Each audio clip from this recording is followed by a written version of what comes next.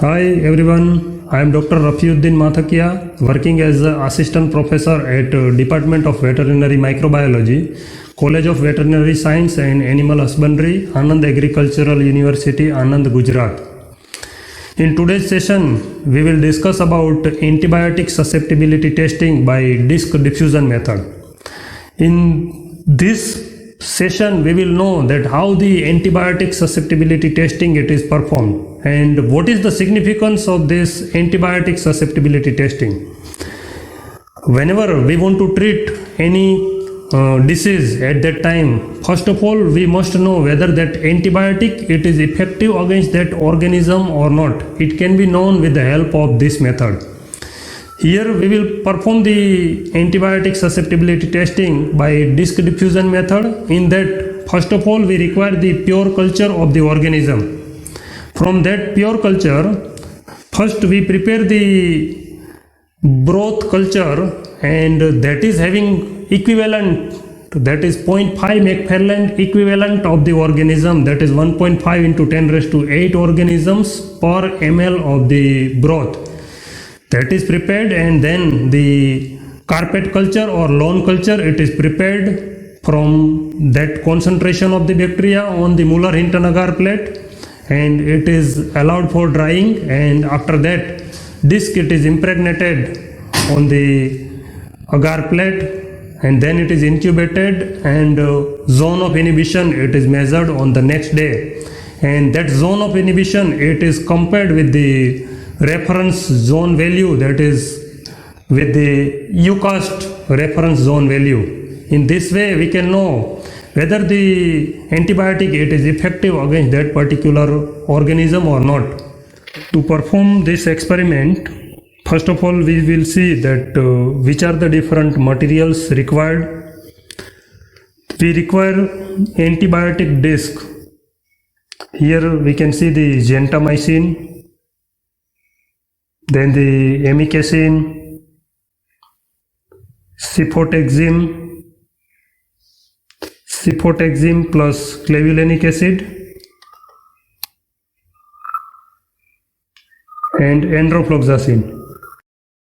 Means these are the antibiotic discs. And we also require the sterile swab. With the help of the sterile swab we can pick up the colony. And this is the white paper having the black line to compare the 0.5 McFarland turbidity of the broth culture. This one is the ruler for the measurement of zone of inhibition. And of course we require the pure culture of the organism. Here the organism that we have taken, that is the Staphylococcus aureus, that is on the nutrient agar. This is the pure culture of Staphylococcus aureus, for which we want to know the susceptibility, that which antibiotic it is effective.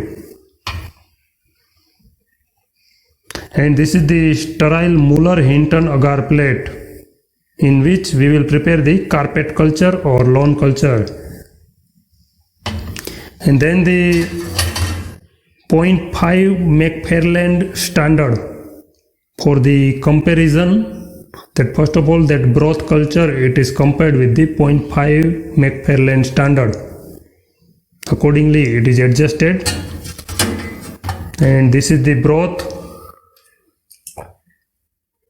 The forceps that is also required for the to pick up the antibiotic disc from the vial, and marker.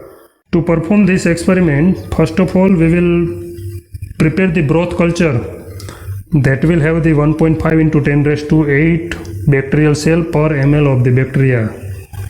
For that we will pick up the colony of the Staphylococcus aureus with the help of the sterile swab.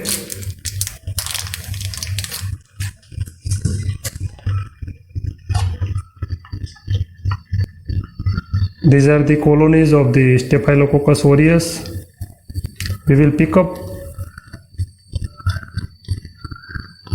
4-5 colonies in this way, and then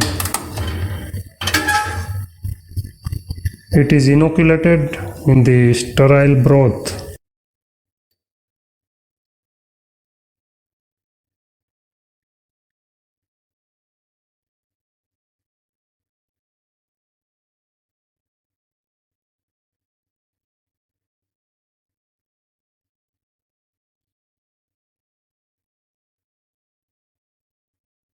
After inoculation of the culture in the sterile broth, it is intubated at 37 degrees Celsius temperature for 6 to 8 hours, and then we will see the turbidity in that particular broth culture. That turbidity, it is adjusted to the 0.5 McFarland, and if the turbidity it is more as compared to the turbidity of the 0.5 McFarland, then we have to add the more broth, that is without culture. And if the culture it is less as compared to 0.5 McFarland standard, then we can add more culture. In that way the turbidity it is adjusted. Here this is the tube in which we have already adjusted the 0.5 McFarland turbidity. Now we will compare this turbidity, that white paper having the black line.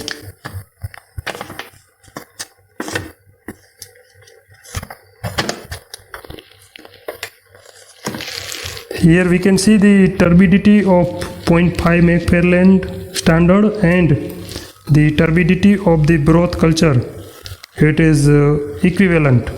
In that way we can say the number of bacteria present in this broth culture, it is required for the antibiotic susceptibility testing, that is the 1.5 into 10 raised to 8 bacterial cells per ml of the broth.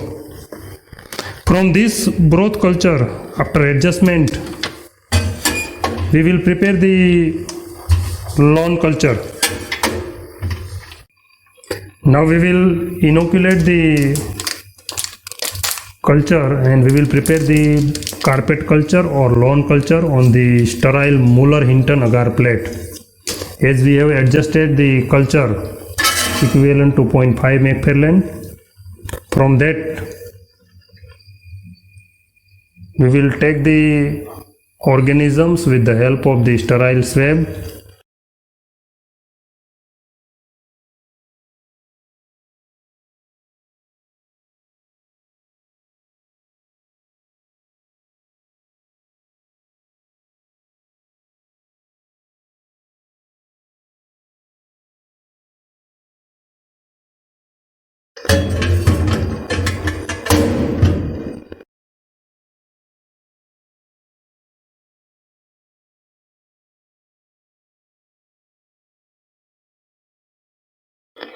Now we will prepare the lawn culture. In that we will start from the rim and gradually, slowly and slowly, we will go towards center. But during preparation of this lawn culture, we must take the precaution that there must not be empty space between two streaking. After doing first streaking in this way, we will change the Petri plate. The direction of the Petri plate it is changed, and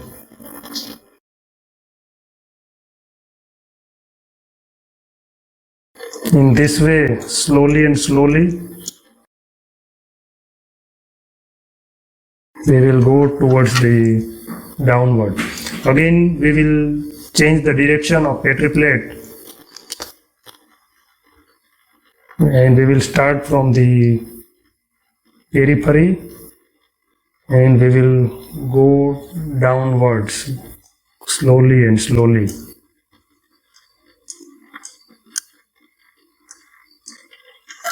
Again we will change the direction of the Petri plate.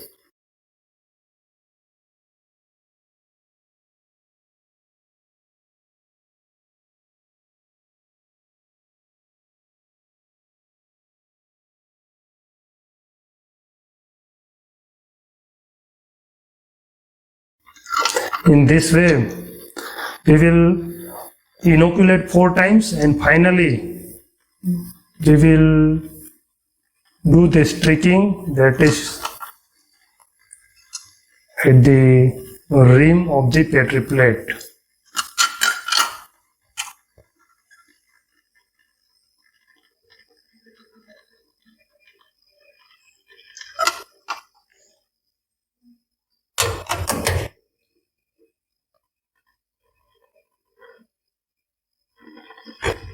Now we will impregnate the antibiotic disc.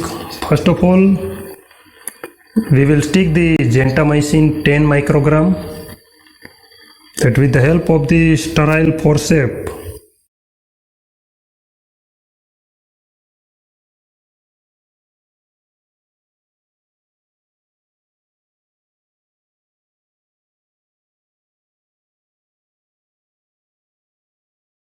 we will take the antibiotic disc.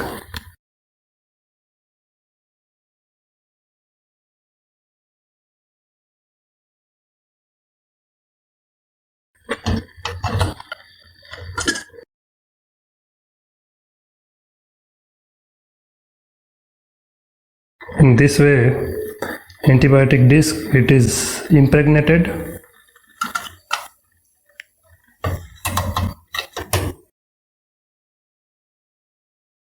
After that, the second antibiotic disc, that is amikacin 30 microgram, that I am taking with the help of the sterile forceps.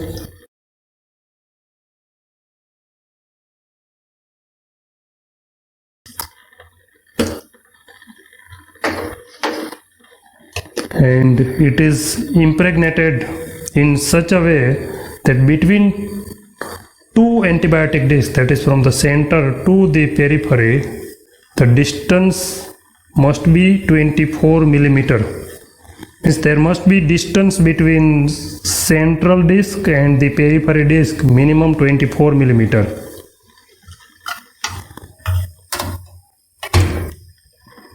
Now the third antibiotic disc that is to be impregnated is cefotaxime.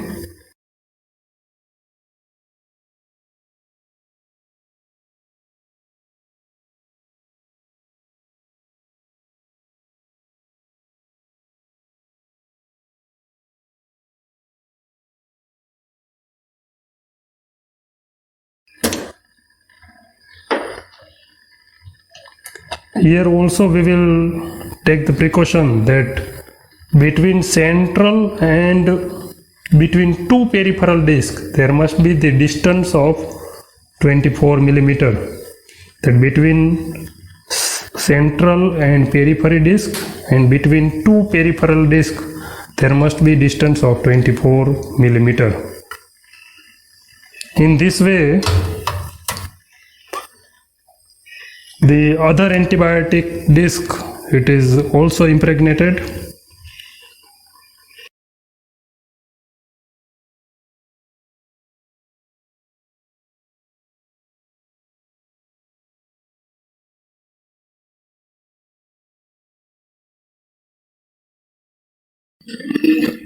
In this way, the discs are impregnated.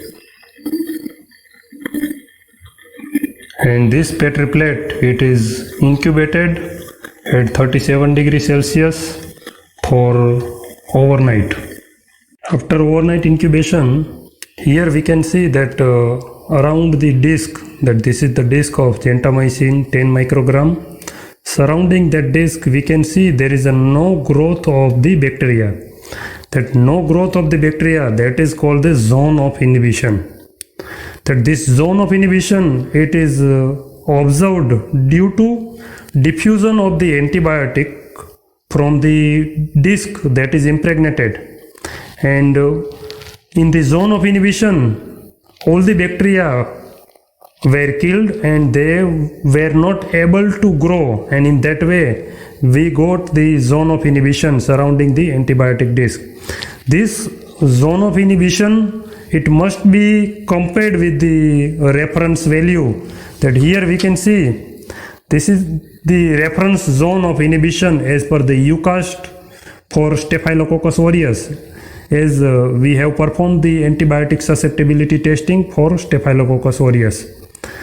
For gentamicin disc, if the zone of inhibition it is greater than or equal to 17 millimeter, then we can say that organism it is sensitive to gentamicin. If the zone of inhibition it is between 14 to 16 millimeter, then we will consider it is intermediate, means more dose of antibiotic it is required at the time of treatment. And if the zone of inhibition it is less than 14 millimeter, then we can say the Staphylococcus aureus it is resistant to gentamicin antibiotic. Same way for amikacin, cefotaxime plus clavulanic acid, as well as the enrofloxacin. The zone of inhibition that is for sensitive, intermediate and resistance it is given as per the UCAST. Now we will measure the zone of inhibition with the help of the ruler, and we will note down the result. This is the ruler. With the help of the ruler, first of all we will measure the zone of inhibition for gentamicin antibiotic.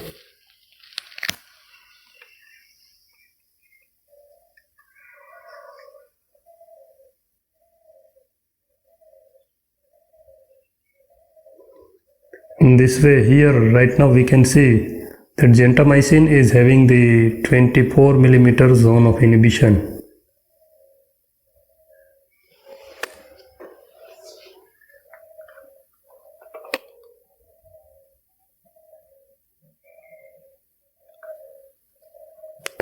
And now we will note down the result, that is for gentamicin it is 24 millimeter. Then we will measure the zone of inhibition for the amikacin.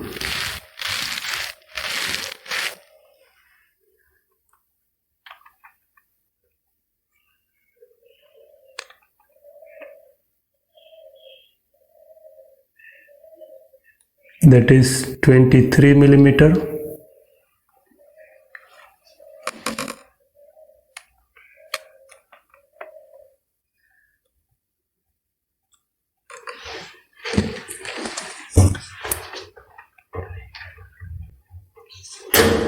Then we will measure the zone of inhibition for cefotaxime.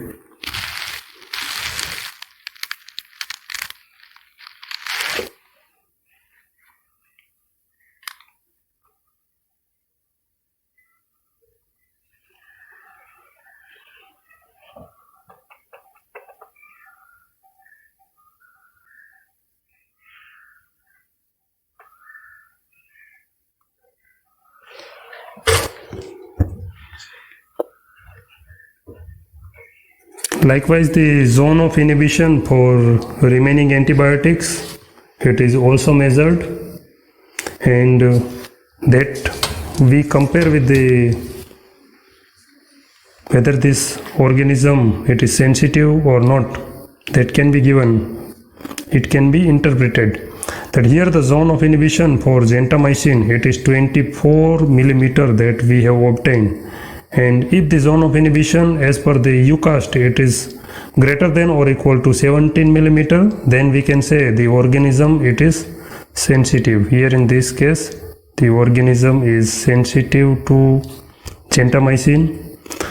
For amikacin, the zone of inhibition that we obtained that is 23 millimeter, and greater than or equal to 18 millimeter zone of inhibition as per UCAST, it suggests that Staphylococcus aureus it is sensitive. Here also in this case it is sensitive. For cefotaxime, the required zone of inhibition for the sensitivity that is greater than or equal to 23 millimeter. But in this case we have obtained the zone of inhibition that is 20 millimeter, that is less than the required zone of inhibition as per the UCAST for sensitivity. In this way the Staphylococcus aureus It is resistant to cefotaxime antibiotic. To conclude this session, as we have seen in this session that how can we prepare the 1.5 into 10 raised to 8 bacterial cell per ml of the broth culture after comparing with 0.5 McFarlane standard, and then how can we prepare the carpet culture or lawn culture, and how can we impregnate the antibiotic disc, and then how can we measure the zone of inhibition on the next day after overnight incubation. And that zone of inhibition, it is compared with the UCAST reference value, and based on that we can interpret whether the antibiotic it is effective against that particular organism or not, here in this case Staphylococcus aureus. In that way we can know whether the antibiotic it is effective against Staphylococcus aureus or not. I hope you have enjoyed this session. Thank you.